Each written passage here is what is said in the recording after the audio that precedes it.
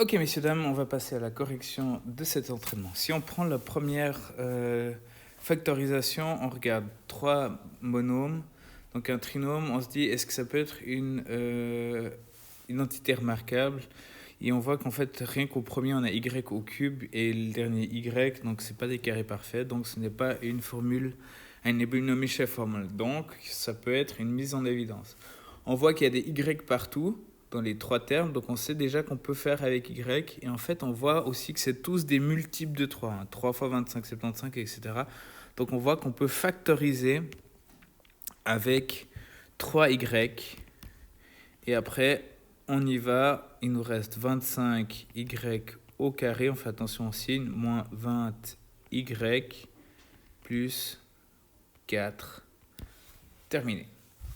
Si on prend la prochaine, on a x carré, carré parfait, plus 2x. Terme du milieu, moins 24. Ah, 24, c'est pas un carré parfait, c'est un trinôme. Ah, peut-être ça pourrait être justement une factorisation par trinôme. Du coup, je regarde, j'ai moins 24, donc il y a un des deux nombres qui doit être négatif. Je regarde qu'est-ce que je peux faire en multiplication. 24, c'est quoi? C'est 1 fois 24, c'est 2 fois 12, c'est 3 fois 8, c'est 4 fois 6. Et on voit que 4 fois 6, la différence est 2, ça pourrait être pas mal pour arriver à 2, comme moins 24, c'est qu'un des termes est négatif. Donc on se dit 6 moins 4, ça pourrait donner 2, donc on arrive à trouver que finalement on a x plus 6, facteur de x moins 4. Et voilà.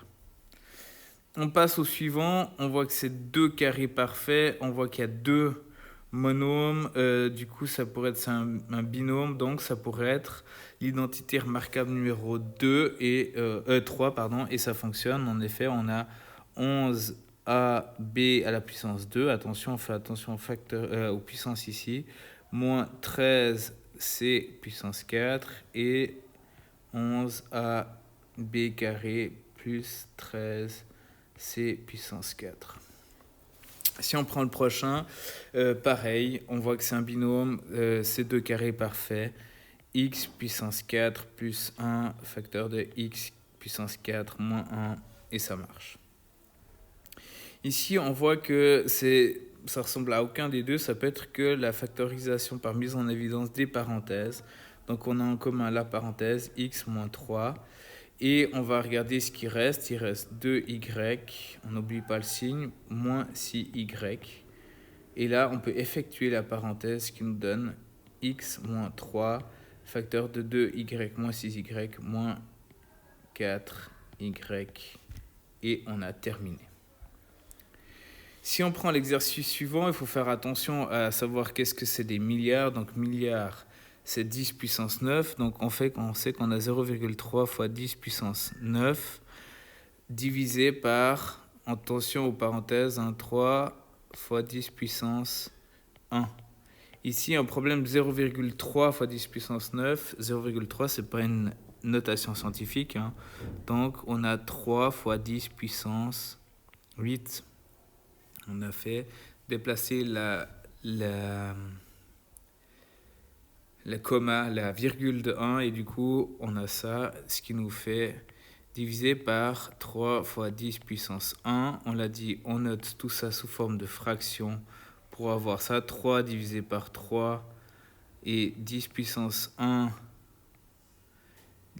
10 puissance 8, pardon, divisé par 10 puissance 1. 3 divisé par 3, 1. 10 puissance 8 divisé par 1, ça fait 10 puissance 8 moins 1. 1 fois 10 puissance 7. Et on a terminé tout ça.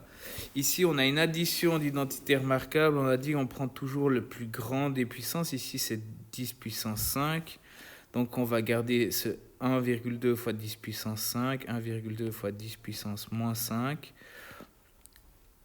Oups, pardon. On va juste transformer l'autre en 10 puissance moins 5. C'est-à-dire que ça nous fait, on déplacerait la virgule.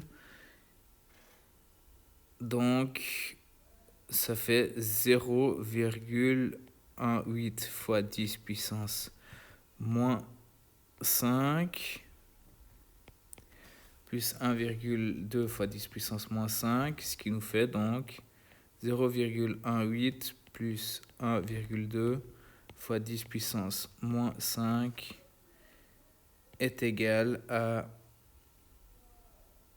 1,38 fois 10 puissance moins 5. Et on a terminé cet exercice-là.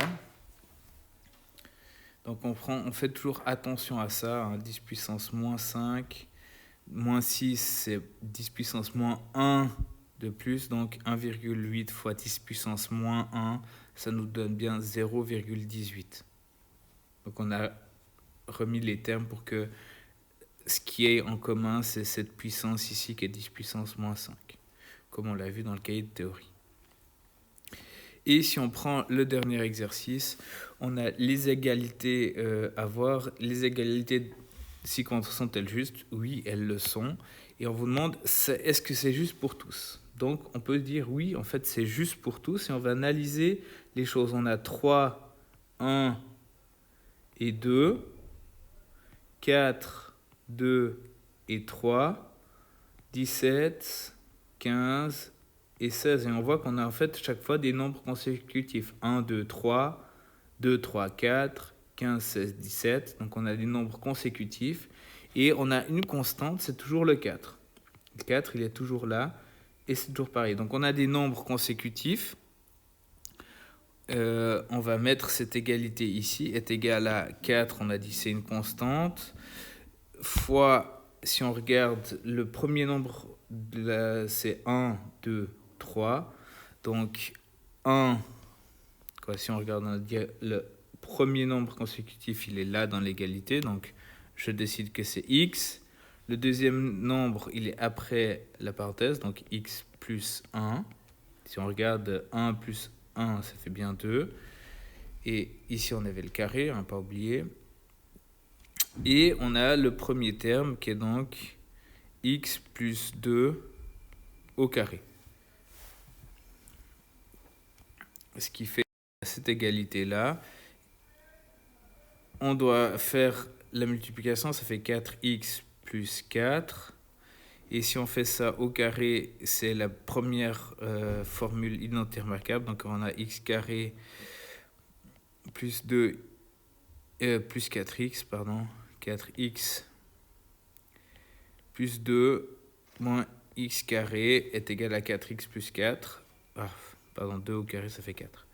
Et on voit bien que ça fonctionne, hein, parce que si on a x carré moins x carré, il nous reste 4x plus 4 est égal à 4x plus 4. On pourrait le faire d'une autre manière en disant que je parle de ce premier chiffre-là, puis après je fais des soustractions. Hein. Ce serait exactement pareil. Je dis x au carré moins, entre parenthèses, x moins 2 au carré est égal à 4 fois x moins 1. Ce serait aussi une possibilité de poser et on aurait aussi une égalité. Hein. Ça ferait x carré moins, attention au moins, donc on garde le moins. X au carré moins 4x plus 4 est égal à 4x moins 4.